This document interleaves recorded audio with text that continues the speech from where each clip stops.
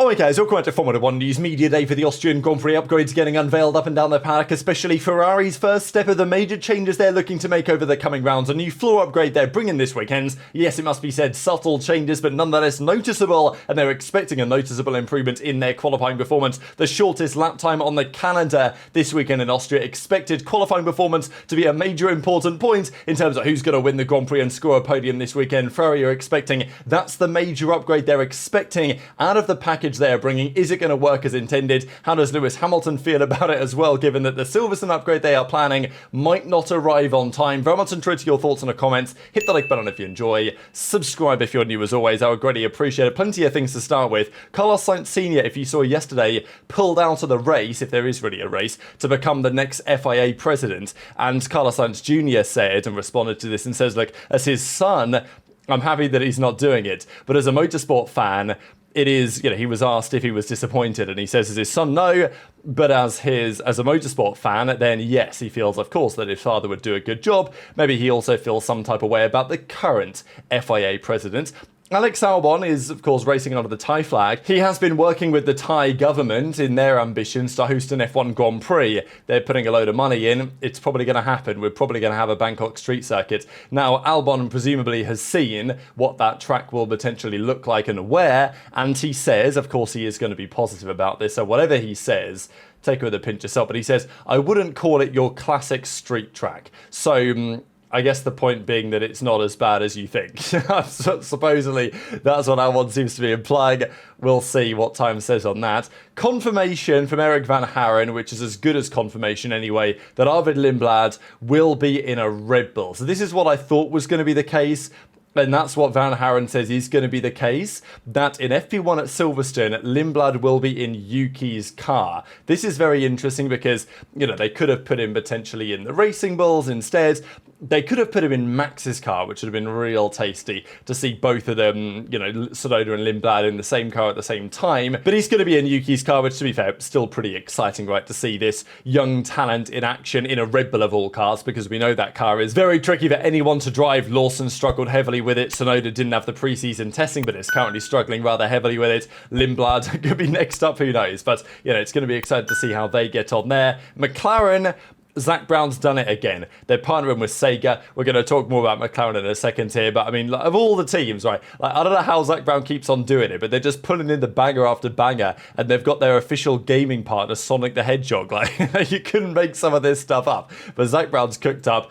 Speaking of McLaren, I just wanted to say a few words on the F1 movie, because I went to see it last night, and I just wanted to give some brief thoughts on it, really, for those of you out there who have seen it or haven't seen it yet. I'm not going to do any spoilers or anything like that, but just kind of a general perception that I had on what the film was like, what it means for Formula 1. I think, as an advert for the sport, for those who aren't familiar with it, it's excellent. And in many respects, some of the elements of realism, even the story that they come up with, I was relatively happy with. I actually think as a film, I was pretty impressed with it. I think they did a pretty damn good job overall. And of course, Brad Pitt as Sonny Hayes and all this. There were obviously some moments that I was like, okay, I don't know so much about that. There were some clips and parts of it which seemingly were either removed or whatever, because you guys might remember seeing this, which is Brad Pitt's character or whoever collapsing at the end of a race. This didn't make the final cut in the end. So whatever storyline that was removed, and maybe they changed around the ending or whatever. But I thought that was all rather entertaining. But the film itself was, I think, from a racing fan's perspective, I was really wishing that I could go in and I could totally suspend disbelief and I would accept whatever was happening just as a movie fan, right? But I think, and you will find this if you haven't seen the film yet, it is unfortunately impossible to do that. There are certain things. What I think got to me the most, unfortunately, as much as I actually really like Crofty and Brundle and their commentary on Sky Sports, I think what I struggled with is the idea that a race is happening and I'm listening to the comms as if it was real time, and on the first corner, instead of Crofty talking about, Piastri just took the lead from Max, or this is 2023, so it was Max kept the lead, basically, as happens every single weekend. But instead of talking about that, he was instead talking about what was happening down at P21. I'm like, I don't know, it was just impossible for my brain not to say, that wouldn't happen. You know what I mean? So I did struggle with that a bit, but I actually think that like, it's a great spot the sport is in where something like this works, and I actually think in general it's really well done. And for people that don't know about the sport, you know, it would be impossible to watch this film as a non-Formula One believer and not want to at least watch a race. So I think it was an excellent advert for the sport, although I did find myself sitting there thinking at times, like, this is just an advert for the sport. Like, that, even that kind of took me out of the moment at times just a little bit. So, yeah, I don't know if you guys agree with my perspective for those of you who have seen it yet, but those are just some of my initial thoughts. I'm actually going to see it again, I think, tomorrow at like another little event. So maybe my second reaction to the film will be slightly different. But, yeah, intrigued to your thoughts in the comments below as ever.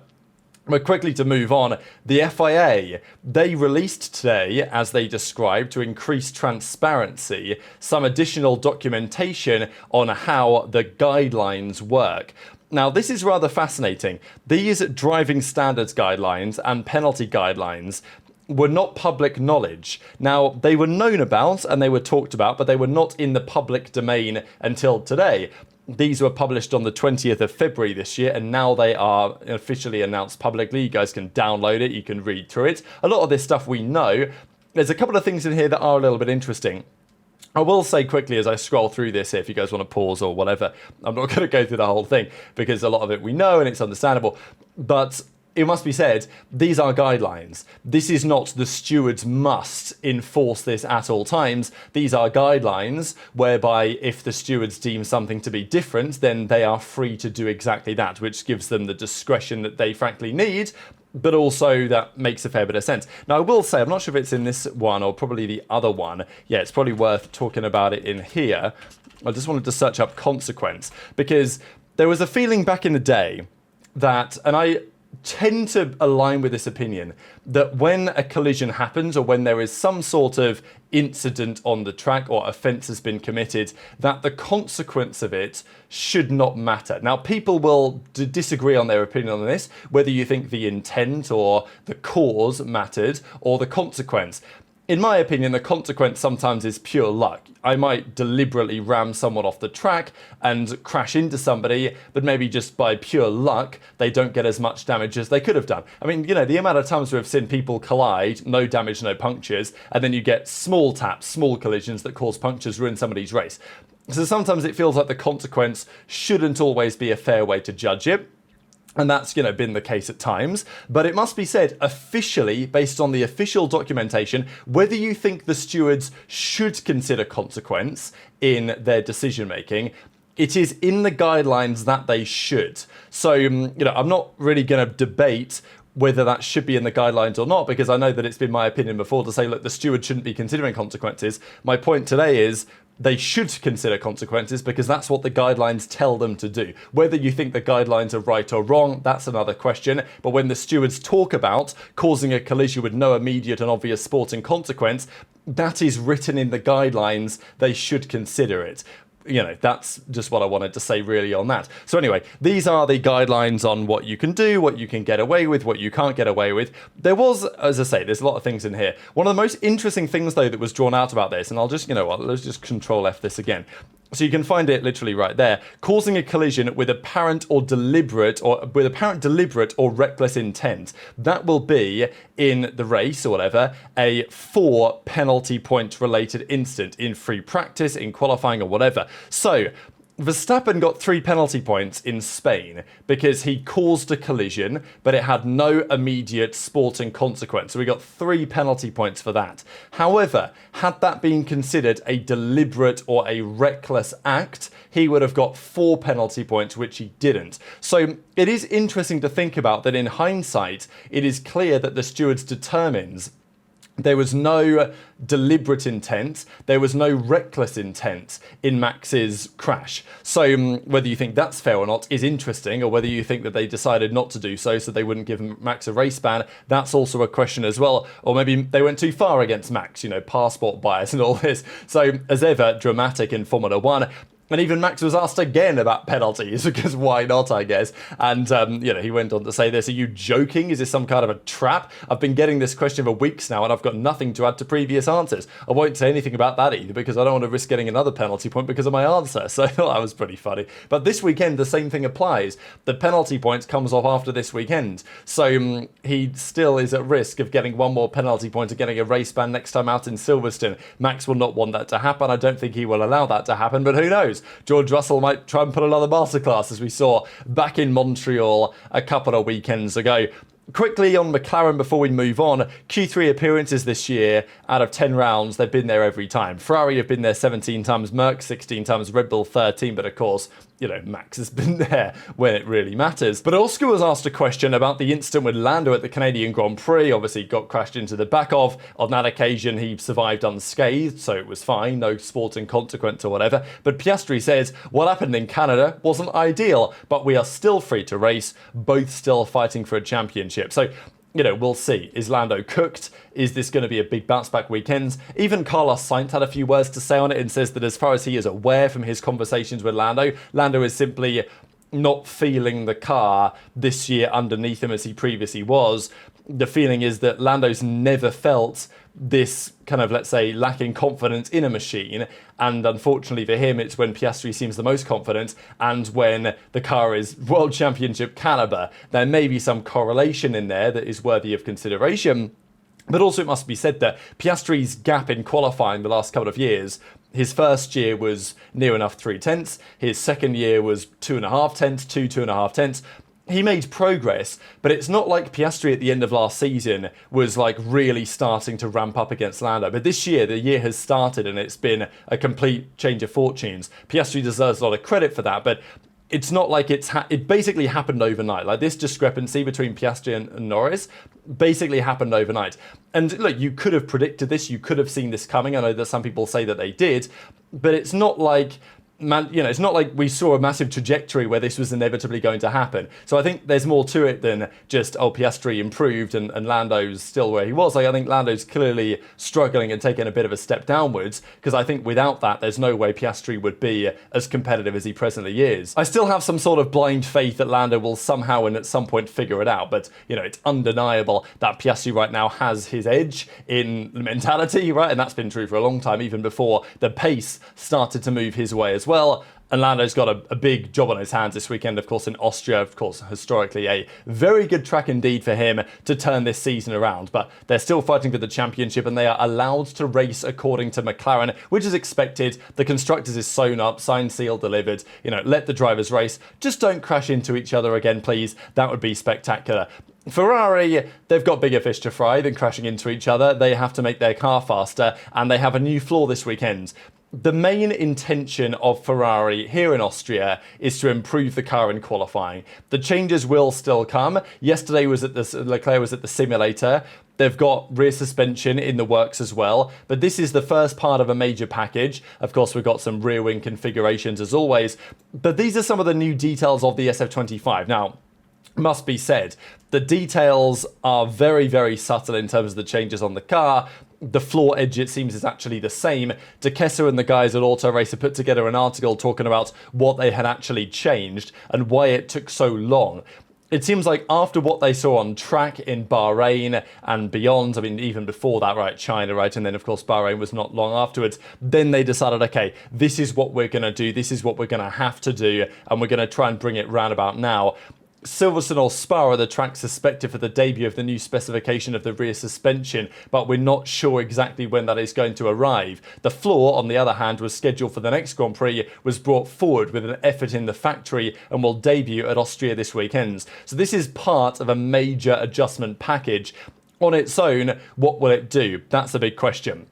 This is what they have changed, and there are some pictures of it here, and the changes are so subtle that it's almost impossible to actually point them out. But I'll just read through what has changed, and you can have a look at the images. But there have also been followed a series of small visible changes, starting from the front area, small changes to the fences area, in the entrance of the Venturi tunnels, which is around about where I'm kind of pointing with the mouse right about now, which has a more rounded, now vertical element. The flow deviator mounted on the floor side has also changed again. In Bahrain, it had become more step-shaped. Now it's it's on a more wavy shape they talk about. I think it's this element right about here. The vortex generators at the start of the floor remain unchanged, useful for venting air in the inner part of the floor and thus also creating a quantity of aerodynamic loads in that area of the car. Although there are still 3 generators, Ferrari changes the design around it with a now higher and more linear edge which continues for longer, falling back and rejoining the pavement as they say. This small change increases the capacity for extracting air from under the floor and energizes the flow through these 3 appendages present. Of course, it's nice and easy to say what it does on paper, but what it does in reality is the big question. But the floor edge piece remains totally unchanged. The blade introduced back in Bahrain, together with the hole in front of the rear wheel and the various metal supports, which do not change in position or shape. The diffuser does not change substantially either, but the famous hump, which has long been a development line followed at Ferrari, is now a little more accentuated, thus increasing the volume of air that is extracted, with then an edge that has a vertical design and a small recess and a slightly thicker arched edge. So it's actually not a Tekesa article, it's Donadoni and D'Alessandro, but nonetheless, right, you get the point that the car is different, but at the end of the day, we're in the funny of the regulations here. We're not seeing a 0 pod to a normal side pod, right? Like, we're seeing very, very minor adjustments, but these are the first looks, basically, at some of the images of that new machine. Some pictures are a little bit of the diffuser at the back, but I think the main kind of money shot really is probably this one, just to have a look at some of these new elements at the front of the Venturi tunnels here, but we've not seen everything just yet.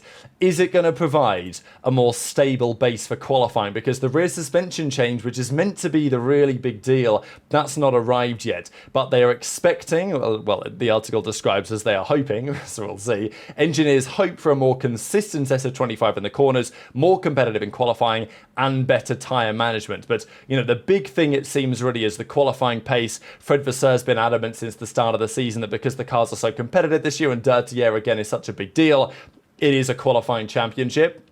You know, we've probably seen that over the last few rounds as well. The track position is pretty key. And Ferrari, despite the fact that at some races this season, Imola for example, they've actually had really strong pace, if they don't qualify where they could or should, because the car just isn't particularly suited to doing particularly well in qualifying, very different, let's say, to the SF23, for example, which was a tyre muncher, but could certainly stick it on pole that year, then they can start to think about moving in the right direction, right? So until the rear suspension updates are completed, the new floor is the first piece of this major development puzzle. Unlike in Bahrain, this update was designed specifically to address the issues observed on the track. And Hamilton says the team have worked very hard to bring a new floor. We don't know what kind of step it is, but we will find out tomorrow. And of course, Hamilton, yeah, Austria, historically, it's not really been a great track for him, to be fair, but it is the track before Silverstone, and we know that in Silverstone, Hamilton will want to uphold what has been an unbelievable streak, and let's just say enjoy it while it lasts, because, you know, for the last decade, his record and results at Silverstone, the podium streak has been frankly absurd, even in the very difficult ground effect era that Hamilton and Mercedes have had. Now he's at Ferrari, and according to rumours, the floor might not, or the new rear suspension might not arrive on time. So there has been talk that, you know, this upgrade that we've talked about, the new rear suspension changes intended maybe for Silverstone, they might come in Spa instead. So we'll see if Ferrari can fast track him, because this upgrade this weekend, the floor, was potentially going to be due in Silverstone, but they got it done in time for Austria. Maybe the rear suspension they're trying to get done for Spa, they can get it in time for Silverstone. Who knows? We'll see what happens with Ferrari. Although I will say that before the season has even ended, we're already I mean, we're not even halfway through the year, but before it's even halfway through the year, we're already hearing about next year Ferrari hopium, baby. Although the championship goal is out of reach for this year, there is still strong hope for 2026. Recent information indicates that Ferrari is working on a truly competitive car for next year. I'm going to refuse. I'm going to make myself not say anything more about this. I'm simply going to leave it there until the time comes. So very much interested in your thoughts in the comments. Just some quick timings for the weekends. This is UK time, of course, because this is from Sky Sports. 4 p.m. is second practice tomorrow. 3 p.m, of course, UK time, but an hour ahead in Austria. 4 p.m. local is qualifying on Saturday. And then, as standard, 3 p.m. local time on Sunday, race start at the Red Bull Ring, just outside of Spielberg. Very much interested in your thoughts in the comments. Hit the like button if you enjoyed. Subscribe if you're new. Take care. And I'll see you next time.